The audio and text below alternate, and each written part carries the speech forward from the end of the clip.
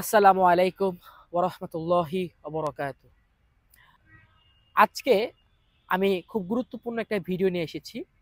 আজকের এই ভিডিওতে আমরা আলোচনা করব বাংলাবিদ প্রস্তুতির কিছু টিপস নিয়ে।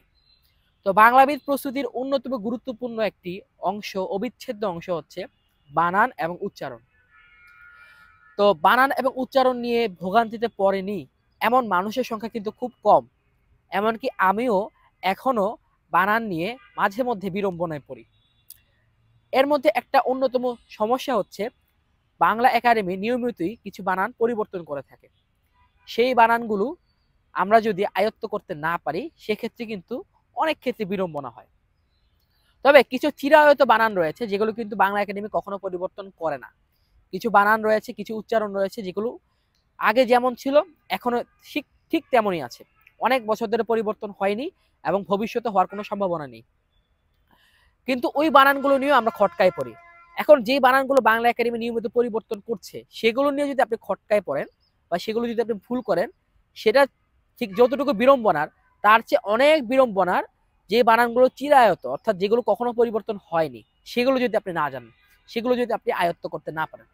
তো এখন অনেকের প্রশ্ন, বিশেষ করে যারা বাংলা একাডেমির প্রস্তুতি নিচ্ছেন, তাদের অনেকের প্রশ্ন হচ্ছে, ভাইয়া বাংলা বানান এবং বাংলা উচ্চারণ আমরা ঠিক কিভাবে আয়ত্ত করব?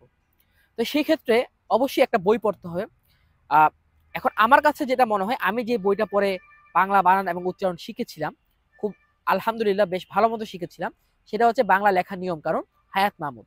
হায়াত মাহমুদ স্যারের এই বইটা খুবই খুবই খুবই কার্যকরী একটা বই যদি আপনি বাংলা বানান এবং বাংলা উচ্চারণ শিখতে চান। এখন ঝামেলা হচ্ছে, আমরা যারা বাংলাবিদ প্রস্তুতি নিচ্ছি, বাংলাবিদ প্রতিযোগিতা যাব, আমরা অনেকেই এটা চিন্তা করি যে হায়াত মাহমুদ স্যারের এই বইটা খুব চিকন একটা বই, ছোট একটা বই। এই চিকন বইটা পড়ে আমার পক্ষে কি বাংলা বানানে বস হওয়া সম্ভব? বা এই বইটা থেকেই কি বাংলা বানান আমি বাংলাবিদ প্রতিযোগিতায় পাবো, নাকি এর বাইরে থেকে দিবে? এই চিন্তা থেকে তারা অনেকেই বাংলা একাডেমির যে বানানের বই আছে, অনেকগুলো বই আছে তাদের বাংলা বানানের এবং উচ্চারণের, তারা সেই অভিধান ব্যবহার করার চেষ্টা করে। কিন্তু অভিধানে কিন্তু গদ বাঁধাভাবে সকল বানান দেওয়া আছে, সকল উচ্চারণ দেওয়া আছে, একদম স্বরেও থেকে একদম আপনার চন্দ্রবিন্দু পর্যন্ত সকল বানান এবং উচ্চারণ দেওয়া আছে। বাট এখান থেকে কিন্তু আপনার সব বানান গুরুত্বপূর্ণ নয়, সব বানান আপনার লাগবে না, সবকিছু কিন্তু আসবে না। তাহলে কি কি আসবে সেটা জানার জন্য আপনি হচ্ছে বাংলা লেখার নিয়মকানুন এই বইটা রাখতে পারেন। আপনি বিসিএস পরীক্ষা দেন কিংবা বাংলা একাডেমি পরীক্ষা দেন, আপনি যাই দেন, আপনি কিন্তু, আমি ইনশাল্লাহ আপনাকে কনফার্ম করতে পারি, আপনাকে এনশিওর করতে পারি, বাংলা একাডেমির যে অভিধানগুলো রয়েছে সেগুলো বাদ দিয়ে যদি আপনি বাংলা লেখা নিয়ম কানুন বইটা পড়েন, সেক্ষেত্রে কিন্তু আপনি গুরুত্বপূর্ণ বানানগুলো খুব ভালো মতো আয়ত্ত করতে পারবেন। আপনি যদি বাংলা একাডেমি মোটা মোটা বই বাদ দিয়ে শুধুমাত্র বাংলা লেখা নিয়ম কানুন পড়েন, তারপরে আপনি ইনশাল্লাহ সকল প্রতিযোগিতামূলক পরীক্ষায় কমন পাবেন ইনশাল্লাহ। যেমন আপনারা ঢাকা ইউনিভার্সিটির খ ইউনিট বা যে কোনো বিশ্ববিদ্যালয়ের খ ইউনিটেও যে বানানের প্রশ্নগুলো আছে বা উচ্চারণের প্রশ্ন আসে, সবগুলোই আমি দেখেছি যে এই বাংলা লেখা নিয়ম কানুন বই থেকে আসে। তো আপনারা এই বইটা আমাদের সৃজন স্কুল বইঘর থেকে সংগ্রহ করতে পারেন ইনশাআল্লাহ।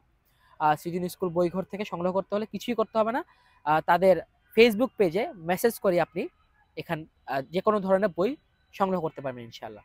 আসসালামু আলাইকুম ওয়া রাহমাতুল্লাহি ওয়া বারাকাতুহু।